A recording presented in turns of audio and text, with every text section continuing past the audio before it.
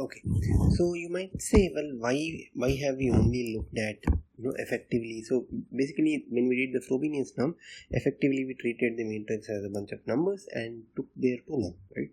So by two norm, why not take one norm? For example, you can define something like this, right? So you can simply take the absolute value, sum of the absolute values of all the entries in the matrix. This will also be a norm, right?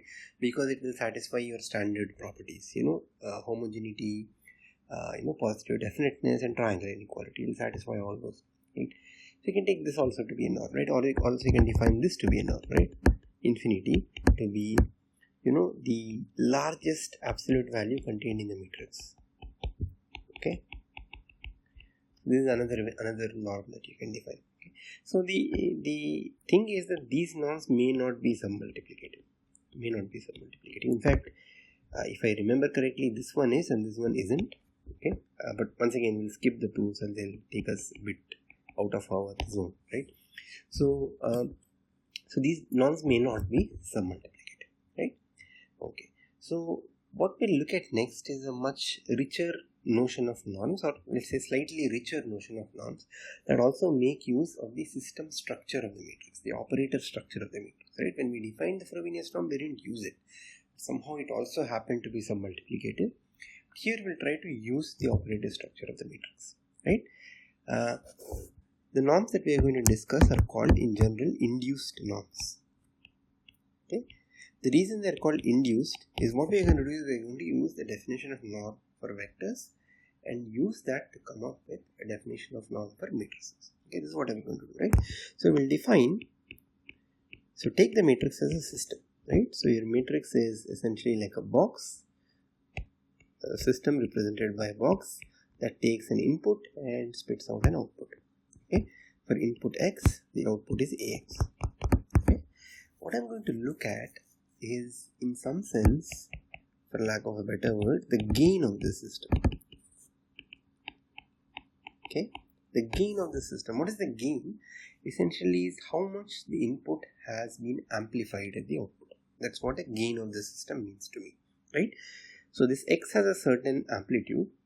Okay, by amplitude here I mean norm, distance or energy, whatever interpretation makes sense to you, right? Which is essentially given by the vector norm.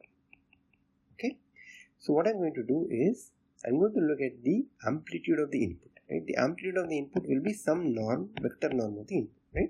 Here I could pick a 2 norm, or I could pick a 1 norm, or I could pick an infinity norm or any p norm, right? Okay, in general, let's leave it abstract for now. Some norm at the input, right? Now the output ax is also another vector, right? So it also has an amplitude in quotes, meaning it also has a norm ax. Okay, so I look at how much the amplitude has increased from input to the output, how much gain there has been in the system. Okay, so the gain is going to be this ratio. Okay, the norm of ax by the norm of x, right? Okay, so the strength of the output divided by the strength of the input. Okay, now we all know that this could be different depending on what the input is, right? It's not like every input gets amplified by the same factor. That doesn't happen, correct? Unless your matrix is like an identity matrix or a multiple of an identity matrix, you don't expect whatever the input is to get amplified by the same amount. Different inputs get amplified by different amounts potentially, right? Maybe, correct? So basically this gain depends on the input direction. It depends on the input x. This gain over here depends on the input x, correct? So what I'm going to do is I'm going to look at the maximum gain. Okay, I'm going to look at the maximum gain. Okay, this is called an induced norm. Okay, so first of all, it remains to be seen that it's a norm, that it actually satisfies all our notions of distance. We will see that in a minute. Okay, but once that is done, this is called the induced norm of the matrix. Okay, so sometimes people use triple brackets to indicate induced norms. So instead of here to indicate vector norms, we use double line, correct? So two lines in the front and 2 lines outside. So here you use 3 lines as delimiters.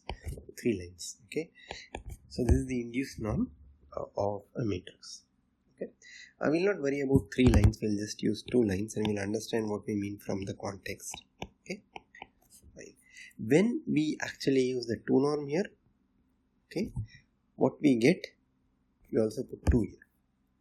Okay, so when I write the 2 norm of a matrix, and I put a subscript of 2, that actually means I'm doing this. Okay, not the square root of sum.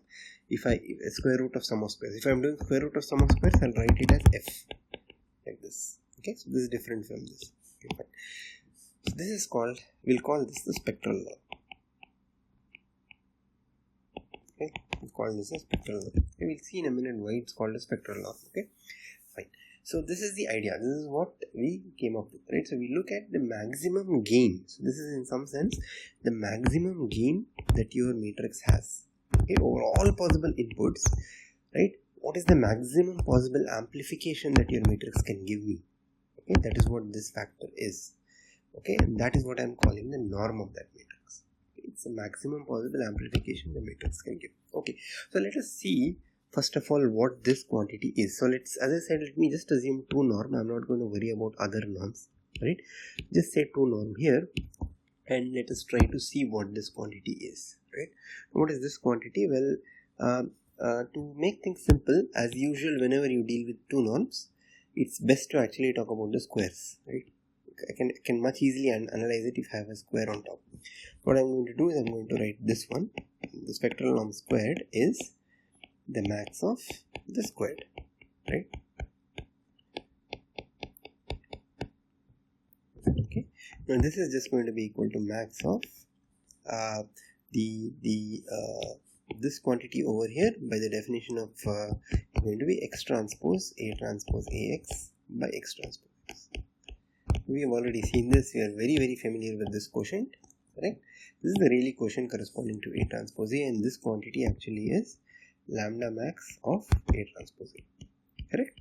The largest value of the Rayleigh quotient is the largest eigenvalue, correct? Lambda max A transpose A, correct? So what is the spectral norm of a matrix? The spectral norm of a matrix is nothing but the square root of the largest eigenvalue of A transpose A. Okay, we have a name for it. It's also called the largest singular value of A, sigma max of A. Okay. Okay. So this is not the square. Sorry, I mean the spectral norm. Okay. Spectral norm is simply the square root, right? The square is the largest eigenvalue, so we'll take the square root here, right? The spectral norm is simply the largest singular value of the matrix. That is the spectral norm. Okay. So first thing, so just a quick recollection of the SVD. So I already wrote this U sigma V transpose. I want you guys to very quickly recall that if U1, U2, so on are the columns of U, and V1, V2, so on are the columns of V, then you basically have A Ui equal to sigma I Vi, right? So Ui are essentially the inputs to the system, right? So if you treat a matrix as a system, the inputs U1, the input U1 essentially gets amplified by a factor sigma 1. Okay, the input U2 gets amplified by sigma 2. Okay, remember U1, V1 and all these are unit norm, right? Because this is the orthogonal matrix, so it is unit norm. These vectors are unit norm, right? So in effect, the input U1 is amplified by a factor sigma 1. The input U2 is amplified by a factor sigma 2, correct? Okay, so basically what we are saying here is the SVD, the singular values, effectively tell you the sensitivity in different directions, right? In the direction U1, the output is amplified by sigma 1, so the sensitivity is like sigma 1, right? In the direction U2, the sensitivity is sigma 2. Right? The direction where the maximum sensitivity is, that's sigma max. Okay, this basically fits with our notion of what we thought a norm must be, or what we thought this particular quantity must be doing. Okay, so that's basically the idea. So the spectral norm of a matrix is simply the largest singular value of the matrix. By the way, it's very common notation to simply order the singular values as sigma 1 to sigma, from sigma 1, sigma 2 in descending order, right? So it's very common to assume that sigma 1 is the largest eigenvalue. Okay. This may be slightly at odds with the notation we used for eigenvalues in the beginning of this course, so please bear that in mind. But this is very common notation, right? So singular values, typically we assume sigma 1 is the largest, right? In that case, you will see many people actually writing it as sigma 1 of it. Okay, the largest singular value of the matrix. Okay, fine. So the spectral norm of matrix is simply the largest singular value of the matrix. Okay, so with that in mind, let us actually check if the standard norm properties go through here or not. Right. First, for example, what happens if I scale a matrix? Right. So if I take alpha A, right, if I scale a matrix, does my spectral norm also scale? Right. If I multiply matrix with alpha, what happens to spectral norm? Again, this is very trivial. It follows directly from the definition. You can directly use this, right? So when you multiply a matrix with A with alpha, so basically you're just multiplying a factor of alpha over here, right? So you're just going to add a factor of alpha over here, and that alpha will come out, right, of the maximum, and you will precisely get this to be the same as the absolute value of alpha times 2 norm of A. Okay. This can also be seen from the fact that if you scale a matrix, all the entries of the matrix, the singular values are also scaled in the same proportion. Okay, right. So homogeneity is satisfied, no issues, right? Let's see the other very easy one. What if the spectral norm of matrix is 0? What does that mean, right? If the spectral norm of matrix is 0, well, you can just apply the definition and say that, well, the largest gain the matrix that can give me is 0, right? That means the gain must be 0 for all inputs. Correct? If the largest gain the matrix can give me is 0, that means the gain is 0 over all x, over all inputs. Doesn't matter what the input is, right? That means the matrix itself must be 0. Right? That's the only way it can give me 0 gain. The other way to see that is to see that, well, the largest singular value of the matrix is 0. If the spectral norm is 0, which means the largest singular value of the matrix is 0, it means all singular values are 0, which means the matrix is 0. Okay, so these two properties follow kind of very trivially. Let's look at the triangle inequality. Does that follow? So when you take the sum of A plus B, right? Okay, does it follow that this is less than or equal to norm of A plus norm? Okay, okay. Now that you can see from this definition over here, right? From this definition over here, when you take the vector norm, so when you replace A with A plus B over here, right? When you replace A with A plus B, you get just change the color, A plus B times X. Just the numerator. Let me just write the numerator. This is less than or equal to AX plus BX by triangle inequality for the vector norm. Right? This is less than or equal to triangle inequality for the vector norm. Right? So basically what you're saying is the gain of the system A plus B is going to be less than or equal to the gain of A plus gain of B. Okay? In any input direction for any x. Okay? That's basically what gives you this. Okay? So the gain of A plus B in any direction is less than or equal to gain of A plus gain of B. Okay? In particular, it also applies to the maximum gain. Okay? So that's basically this inequality over here. So this inequality follows directly from the triangle inequality for the vector norm. So in some sense, you can see that this matrix, this operator norm, is actually inheriting the property of the vector norm, right? Because the vector norm satisfies triangle inequality, this also satisfies triangle inequality, right? It follows from triangle inequality for a vector norm. Okay. Okay. In particular, this will hold even if you replace this 2 with something else. In fact, all the properties we discussed till now hold even when you replace 2 with something else. Okay. Fine. Fourth one, we'll also see this one. Okay. The gain, the norm of AB, so this is spectral norm of AB, is less than or equal to the spectral norm of A times spectral norm of B. This is some multiplicativity that I mentioned earlier, that the Frobenius norm also satisfies. We see here that the spectral norm also satisfies some multiplicativity. Why is this? Well, what is AB? What does AB represent? We discussed this before. AB represents a cascaded system, right? It's like, you have a cascaded system. The input first goes through B, then the output of that system goes through A. Okay, so it's a cascade. Okay, AP represents a cascaded system. Now what we are saying here on the left side, we have the gain of the cascaded system, right? The overall gain of the cascaded system. On the right side, we have the product of the gains of the individual systems. Okay, so this quantity is how much is the maximum possible value that the input gain get amplified by. Okay, this quantity is the maximum possible value that input to this system can get amplified by. So what you are saying is that the overall gain is less than or equal to the product of the individual gains. Okay? Which makes sense. I mean, if you think about it, when X goes through the input of the system, it gets amplified. Okay, but this output here may not be in a direction that gives the maximum gain of A. Okay, so you see what I mean. So what I'm saying is that X here, this input X here could be along a direction that results in the maximum gain, meaning that X could be along the direction of the let's say U1. Okay, U1 vector for B. Right, then this output will be like sigma 1 V1, right? It will have the maximum possible gain. Okay? But then this input may not be in the direction that results in maximum gain for A. Okay, that's why you have a less than equal to. That's what I'm trying to say here, right? Otherwise, you could just say, why not just put equal to here, right? The gain of the system is just like the product of gains, right? The reason we have less than or equal to is here we're only talking about maximum gains, right? The gain value depends on which direction the input is in. Right, and because the intermediate signal here that's being given as input to A may not be in the maximum gain input direction of A.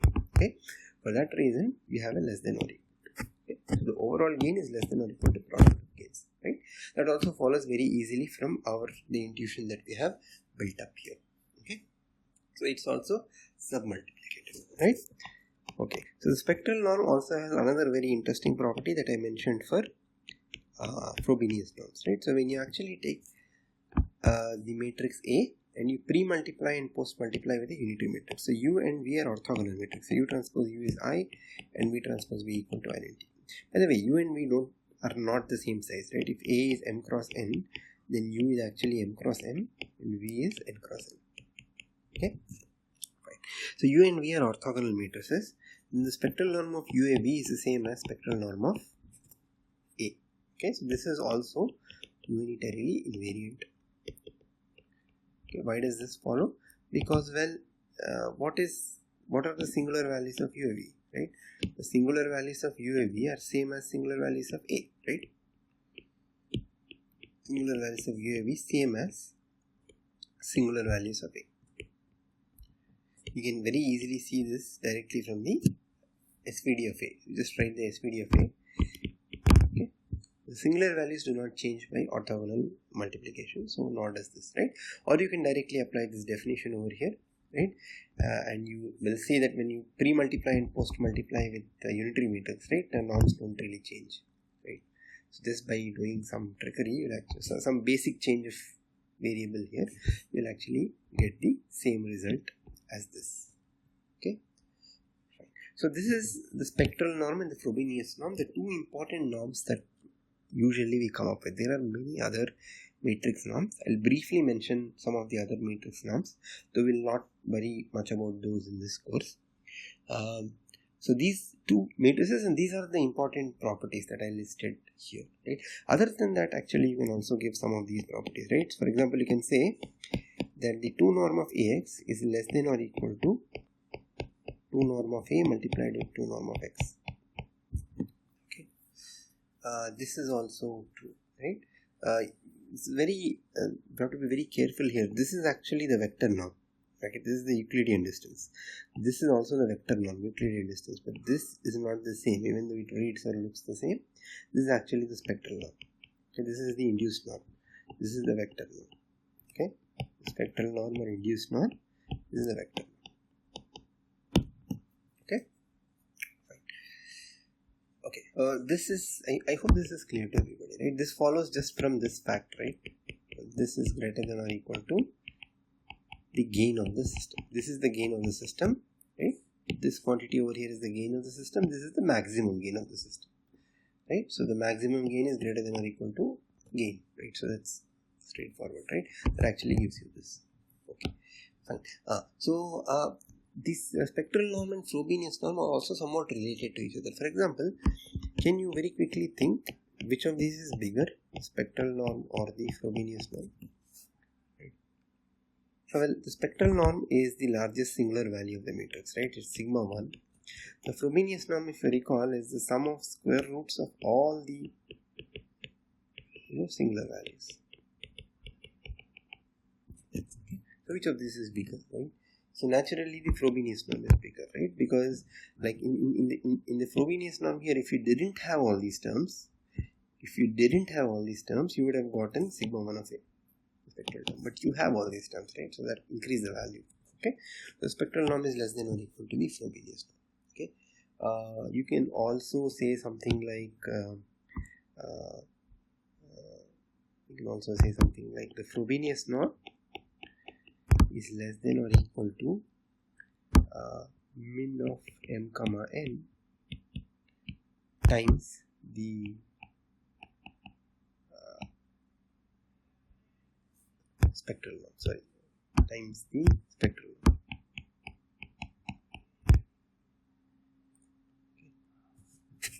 Okay. So how do we get this, right? So how do we get this, right? I think you guys may be able to see this already, how to do this, right? So here you have a number of terms here, right? The number of terms here that you have here is min of m comma n, right? Because there are that many singular values for a matrix, right? Minimum of m comma n, that many singular values exist for a matrix, correct? Now you can say each one of them is going to be less than or equal to the largest. So remember this singular value sigma 1 is the largest. So you can replace all of them with the largest one, right? So basically in that case, if you replace all of them with the largest, you will get square root of min of m comma n times sigma 1 square A. Okay, so that's actually equal to square root of min comma n. So I had forgotten the square root earlier. Sorry about that. Sigma 1 A. Okay, this is just the spectral norm, right? So what we have here is the spectral norm is less than or equal to the Frobenius norm. But the Frobenius norm also is bounded above by some scale factor of the spectral norm.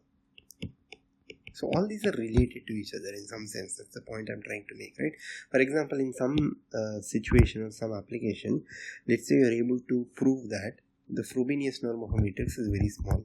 Okay, then I don't have to redo the proof for spectral norm. I know that the spectral norm also will be small, right? Or conversely, if I am able to prove that the spectral norm is very small, okay, then that actually means that the Frobenius norm is also not that far, right? The Frobenius norm is less than or equal to this factor times the spectral norm. Right? So there are some other norms that I'll very quickly mention. We'll not actually worry much about them. We can generate many norms just by picking a different vector norm in the induced norm definition, right? So here, instead of picking a 2 norm here, you can just pick a 1 norm or an infinity norm, right?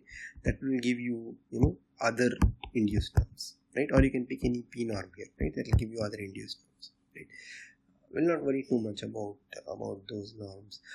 The other way people define norms is that they look at the singular values, right? So they take the singular values, so sigma 1a, sigma 2a, so on up to sigma of min of m comma n. This many singular values are there for a matrix A, right? Now you just treat these singular values as a collection of numbers and then you define all possible norms on them, right? For example, what you can do is you can define the sum of the singular values or sum of the absolute values of the singular values. Let me just say that for now, right? Sum of the absolute values of the singular values. Okay, this is mimicking the L1 norm. So if this whole thing were a vector and if I took the L1 norm, this is what I would write, correct? But singular values are always positive, so I don't actually have to put absolute value here, right? So I can just take the sum of the singular values.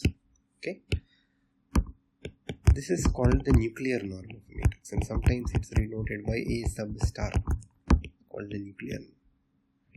To prove that it satisfies all the norm properties is difficult, right? We are not going to do all that, right? It's called the nuclear norm. Or I can maybe use some other thing. I can simply take, I can take sigma 1a to the power of p plus sigma 2a to the power of p, so on. I'll take the pth powers, right? Sigma min m comma n a to the power of p and take the pth root. Okay, this is like taking the LP norm of this vector, right? That will also give you a norm. It's called sometimes the Schatten P norm. It's denoted like this, ASP. Okay, Schatten P norm. By the way, you could also treat this as a vector and take the sum of squares, right? The standard Euclidean norm of this vector. What do you get in that case? In that case, you get this one, right? Right? You get the sum of squares of the singular values, right? But we already have a name for this, right? This doesn't give you anything new. This is just the Frobenius norm of a matrix, right? So in other words, if you take the Schatten norm at 2, that means if you just take the Euclidean norm of this vector, you will just get the Frobenius norm. Okay. Similarly, you might say, what if I take the infinity norm of this vector? Meaning I take the largest entry, the largest absolute value in this vector, right? But that will just give you this one, right? Because this is the largest, and we already have a name for that. It's a spectral norm, right?